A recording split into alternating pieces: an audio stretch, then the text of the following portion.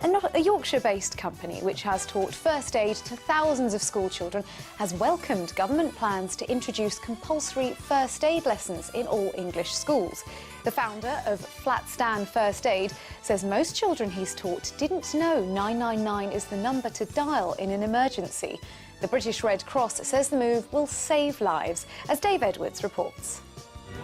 First aid and the study of safety measures are very important subjects. First aid has always been important, but are today's school children getting the knowledge they need? The government doesn't think so. It's unveiled draft legislation saying all children will have to learn first aid at school. Hand on his chest. Simon Ferris from Brickhouse set up a company that's taught 40,000 children over the last 2 years. I think it's something that's just possibly been overlooked. Maybe schools think the parents are doing it, the parents think the schools are doing it. I can go back, I'm old enough to remember the old Tufty Club and the Green Cross Code Man. There doesn't seem to be anything there specifically for children. My favourite thing about it was learning how to do CPR. I really wanted to be a doctor. I think this is a little bit more useful than some schoolwork.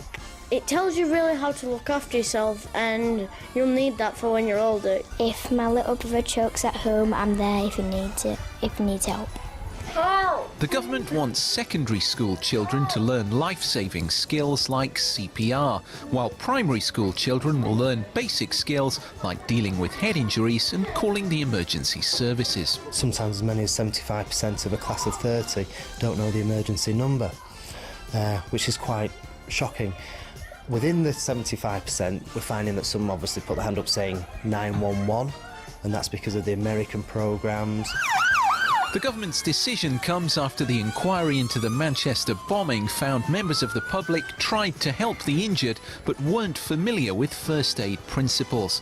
The British Red Cross says lives will be saved by teaching children simple yet vital skills.